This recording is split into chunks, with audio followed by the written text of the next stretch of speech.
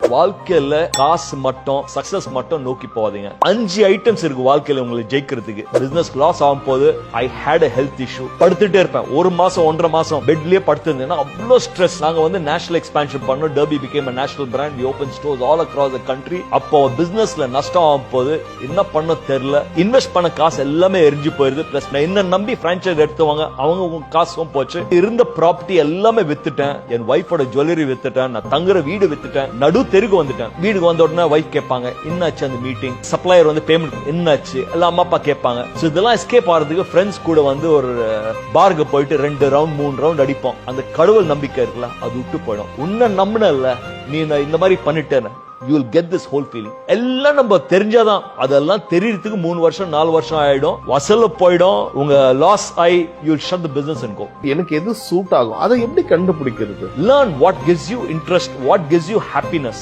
வேலை பண்ணும்போது வேலை பண்றோம்னு நமக்கு தோணக்கூடாது. ஒன்னொன்னா பிசினஸ் செட் பண்ணி ப்ராஃபிட்ஸ் எடுத்து வந்து all the assets loss பண்ணி இந்த மாதிரி ஒரு வீடு வாங்கி 1000 பேருக்கு வந்து ஒரு ஆண்டர்பிரினர் மாத்தணும். அட்லீஸ்ட் 1 லட்சம் பேருக்கு வந்து வேலை கொடுக்கணும். அதான் என்னோட நோக்கம். அதான் என்னோட கோல் விஷன்.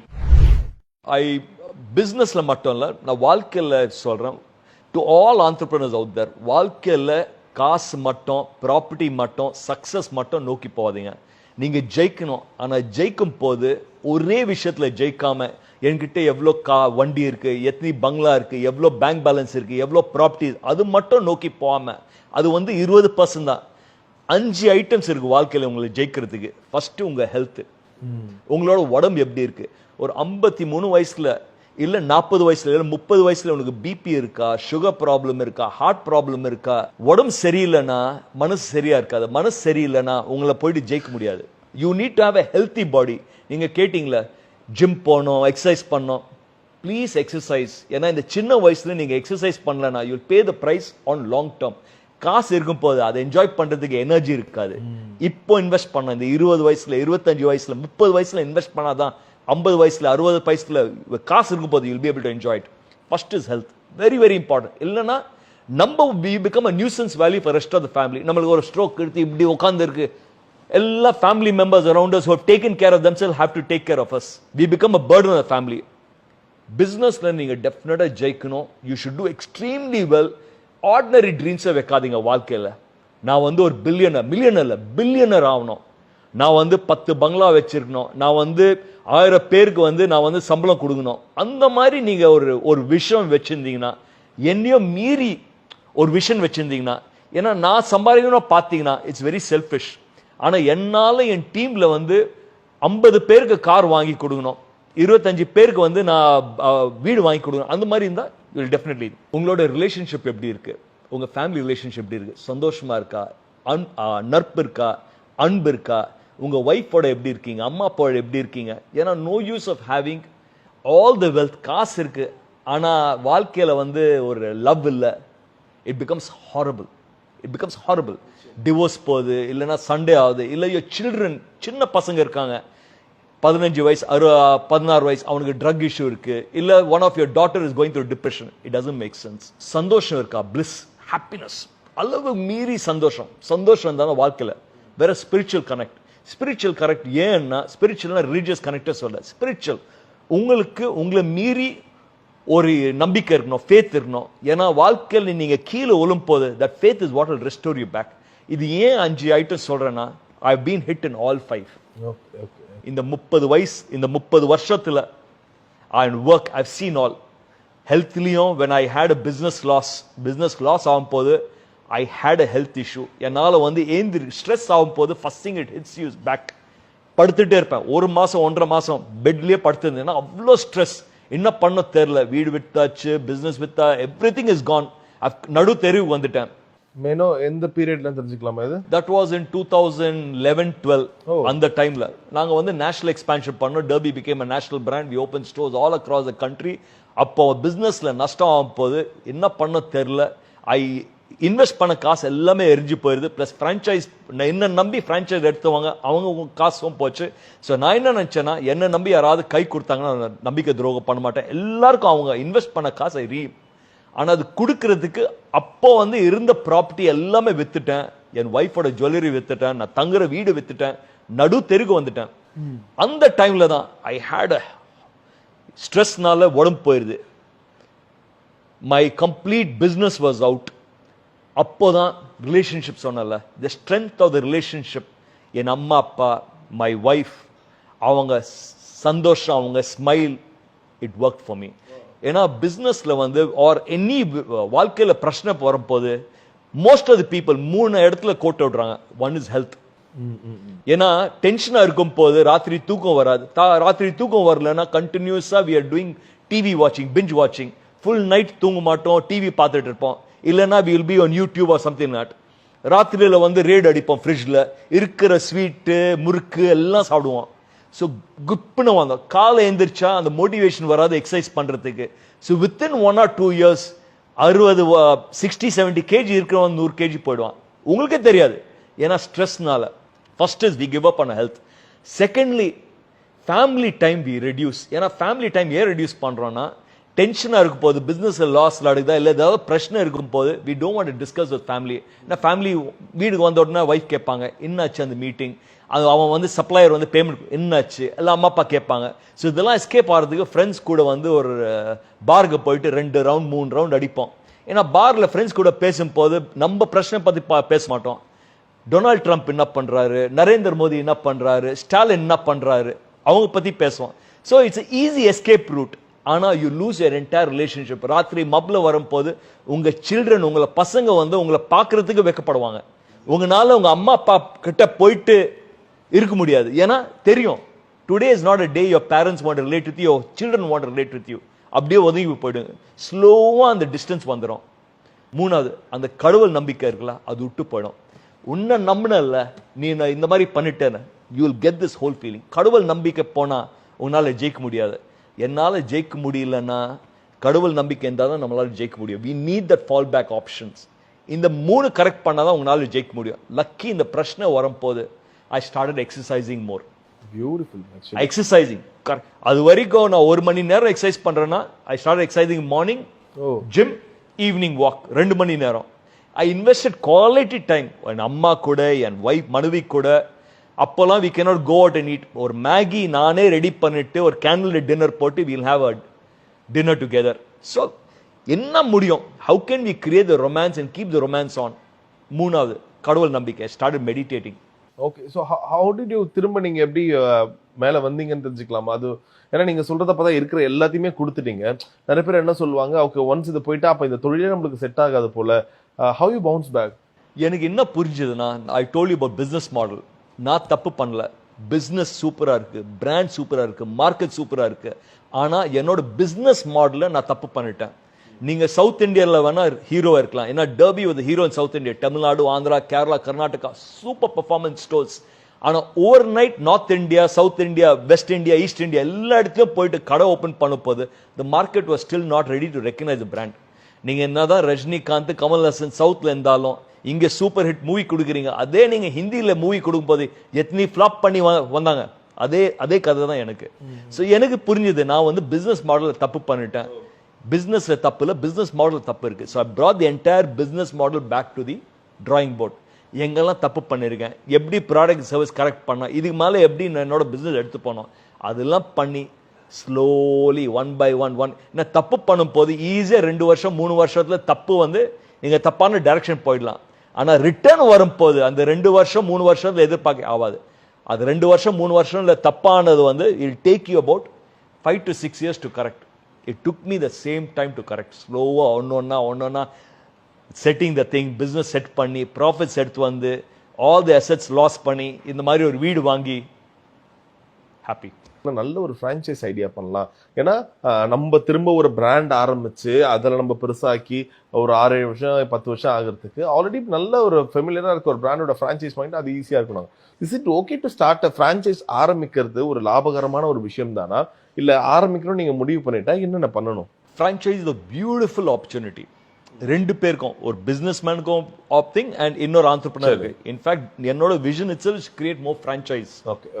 அதான் எக்ஸ்பேண்ட் பண்ணிட்டு இருக்கோம்.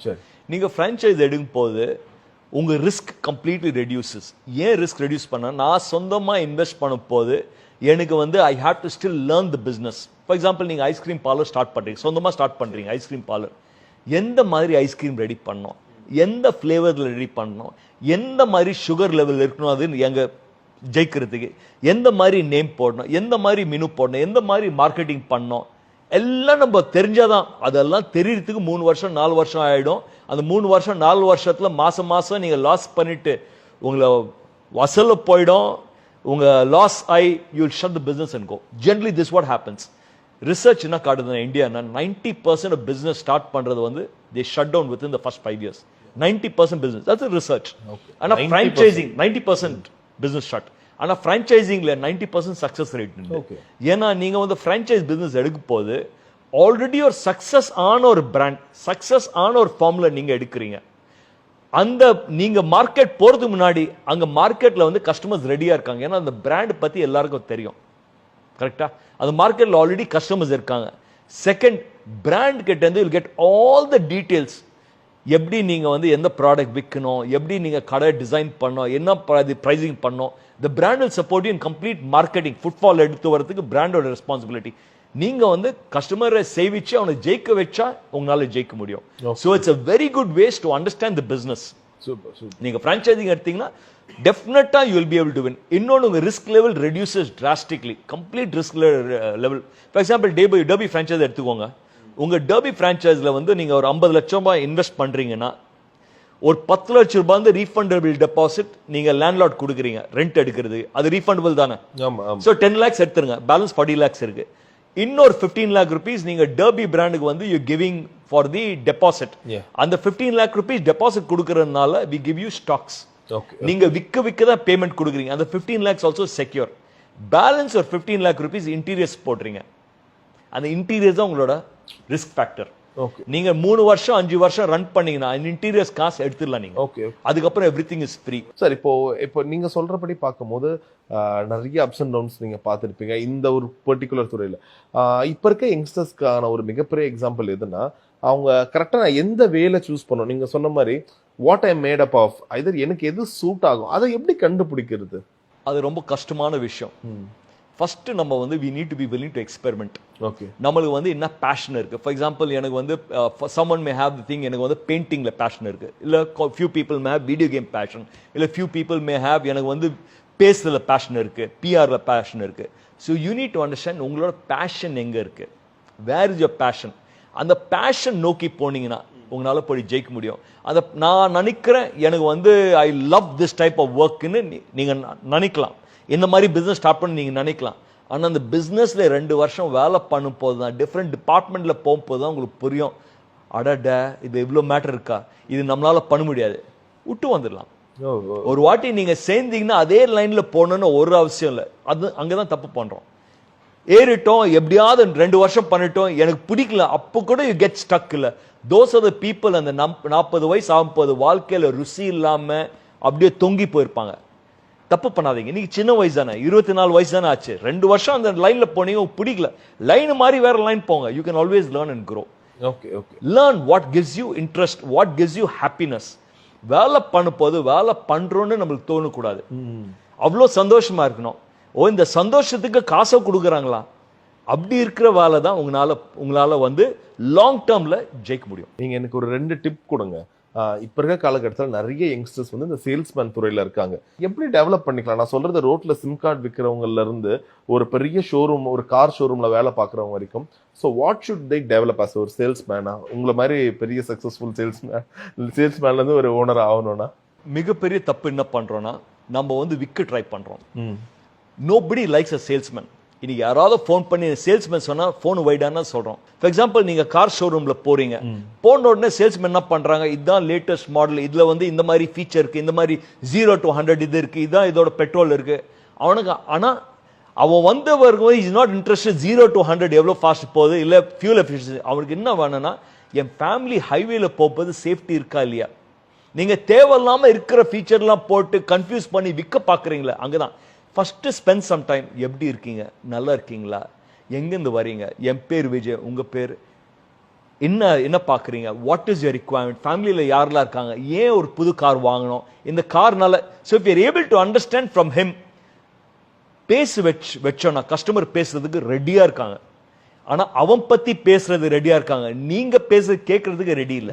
ஃபர்ஸ்ட் கஸ்டமர் பேசுவீங்க, அண்டர்ஸ்டாண்ட் இஸ் ரிக்வயர்மெண்ட்.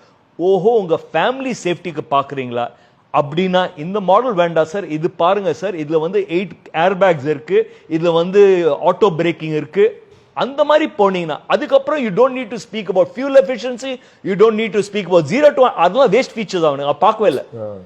பேக் சீட்ல உட்கார வச்சீங்கன்னா, சீட் பெல்ட் போட்டீங்கன்னா, he will buy the car. So you should understand கஸ்டமருக்கு என்ன வேணும். ஒன்லி செல் டு தான். நம்ம ஓவர் செல் பண்றோம். ஆல்ரெடி அவன் வாங்கியாச்சு, அதுக்கப்புறம் கூட அது வந்து வெர்பல் வாமிட்னு சொல்றான், வாந்தி எடுத்துட்டே இருக்கும். வாந்தி எடுக்காதீங்க.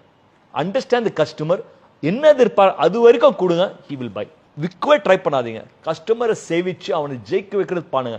சம்டைம்ஸ் இட் மே மீன் இந்த பிராண்ட் உங்களுக்கு சூட் ஆகல, நீங்க போட்டிருக்கிற ஷர்ட் வந்து ஃபிட் உங்களுக்கு சூட் ஆகல, ஆனா பில்லிங் விட்டு போடணும்னு அங்க ஃபோர்ஸ் பண்ணி வித்துடுறோம். அந்த தப்பே பண்ணாதீங்க. ஏன்னா ஃபோர்ஸ் பண்ணி கஸ்டமர் ஃபிட் ஆகாத ஒரு பொருள் நீங்க கஸ்டமருக்கு கொடுத்தீங்கன்னா அவன் இன்னைக்கு வாங்கி போயிடுவான். ஆனா நாளைக்கு போட்டு யாராவது அவனை பார்த்து கேலி பண்ண போது, நான் அந்த கடைக்கு போன ஏமாத்திட்டாங்க, அந்த பிராண்ட் ஏமாத்திட்டாங்க, அந்த மாதிரி ஒரு நெகட்டிவ் இம்ப்ரெஷன் வரும். ஆனா இன்னைக்கு நீங்க வந்துட்டு இல்ல இது சூட் ஆகல, நீங்க இந்த பிராண்டுக்கு போங்க சொல்லும் போது என்ன நினைப்பான், அடட இவ்வளவு நல்லா இருக்காங்களே, அடுத்த வாட்டி ஏதாவது தேவைப்பட்டா எனக்கு இல்லையா ஃப்ரெண்டுக்கு தேவைப்பட்டா you will recommend this brand. So don't lose customer by forcing a customer to buy. Understand customer புரிஞ்சு அறிஞ்சு அவனுக்கு ஜெயிக்க வைக்கிறது இங்க சேவிச்சிங்கன்னா simple. That is what is communication. ஒன்னும் அதிகமா பண்ண வேண்டாம். Just understand the customer and give him what he needs. Okay, beautiful sir. So Derby ஒவ்வொரு பிராண்ட் பின்னாடியும் ஒரு பெரிய டேக்லைன் இருக்கும், ரெஸ்பான்சிபிள் மென்ஸ் வேர். ஸோ எப்படி நீங்க இதை காயின் பண்ணீங்க, எதனால? பொறுப்புணர்ச்சியான மென்ஸ் ஆடைகை பிராண்ட். இன்னைக்கு நம்ம எப்படி வாழ்றோம்னா, ஒரு தன்னை பத்தி மட்டும் நினைக்கிறோம். நான் ஜெயிக்கணும், என்னோட ஃபேமிலி ஜெயிக்கணும், எனக்கு பேங்க் பேலன்ஸ் இருக்கணும், எப்படி வேணாலும் போயிட்டு ஜெயிக்கலாம், எப்படி வேணாலும் பிஸ்னஸ் பண்ணலாம். நான் என்ன கேட்குறேன்னா, எப்படி வேணாலும் பிஸ்னஸ் பண்ணாம இப்படி தான் பிஸ்னஸ் பண்ணோம், எப்படி வேணாலும் போயிட்டு ஜெயிக்கணும்னு சொல்லாம இப்படி தான் நான் ஜெயிக்கணும். இந்த மாதிரி நீங்க வாழ்க்கை பார்த்தீங்கன்னா உங்களால போயிட்டு ஜெயிக்க முடியும். இன்னைக்கு இருக்கிற பிஸ்னஸ் சுச்சுவேஷனுக்கு, இன்னைக்கு இருக்கிற என்வாயன்மெண்ட் சுச்சுவேஷனுக்கு எந்த மாதிரி ஒரு சொல்யூஷன் கொடுக்கலாம். ஃபாஸ்ட் ஃபேஷன் இருக்கிற போது கஸ்டமர் பாலிஸ்டர் துணி வாங்கி அது யூஸ் பண்ணி சும்மா தூக்கி விசிறி போட்டு அது லேண்ட்ஃபில்ல போயிட்டு கம்ப்ளீட் என்வாயன்மெண்டல் டிசாஸ்டர் ஆகுது.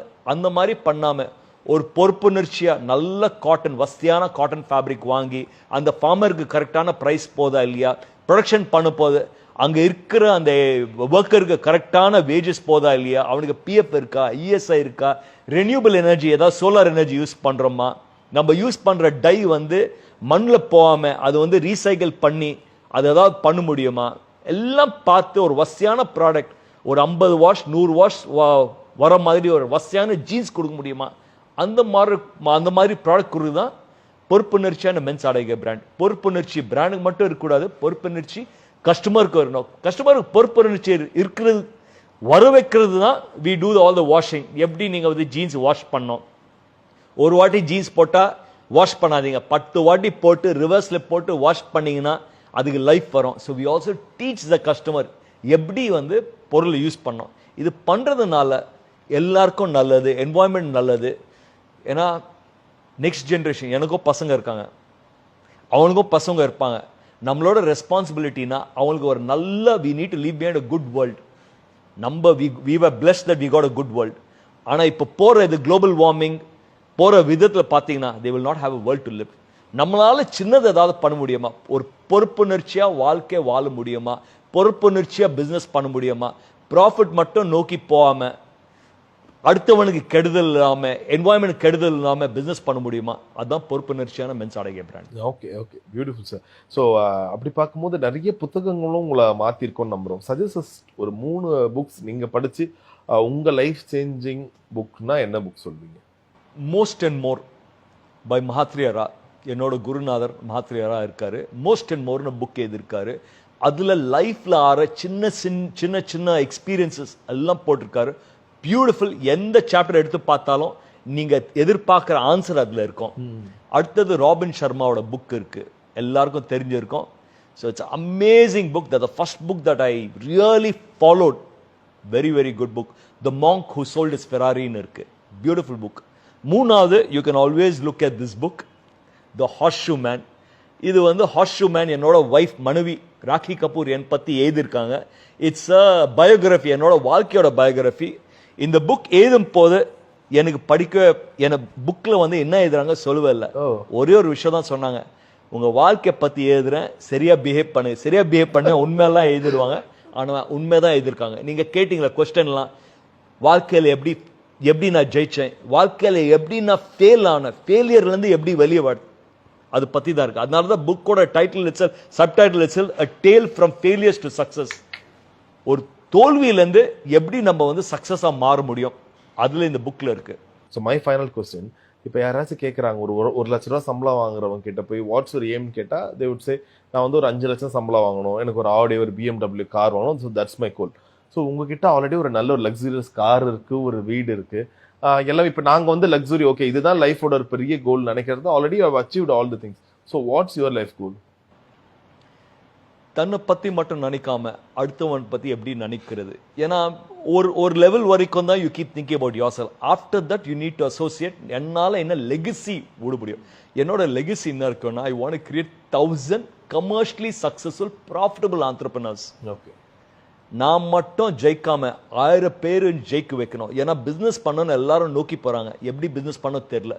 வாங்க, நான் ஃப்ரான்ச்சைஸ் கொடுக்குறேன். So I want to create 1000 commercially successful entrepreneurs by franchising Derby Jeans community globally, having a store in every fashion capital, e-commerce supply to every country in the world, thereby putting India on the fashion map of the world with $1 billion turnover and EBITDA profit at 25% by March 31st, 2035. இன்னொரு 11 வருஷத்துல ஒரு $1 billion empire create பண்ணிட்டு, அந்த $1 billion empireோட profits use பண்ணி create a brand that makes India proud. 1000 பேருக்கு வந்து ஒரு entrepreneur மாத்தினோம், at least 1 லட்சம் பேருக்கு வந்து ஒரு வேலை கொடுக்கணும். அதுதான் என்னோட நோக்கம், அதுதான் என்னோட கோல், விஷன். ஓகே, ரொம்ப அழகா சொன்னீங்க சார், ஆல்ரெடி ஃபேண்டாஸ்டிக். ஸோ நீங்க சொல்ற விஷயத்த விட இந்த இன்டர்வியூ முடிக்கணும்னு நினைக்கிறேன். நீங்க சொல்ற ஒரு வார்த்தை, love you sir. Loving you so much.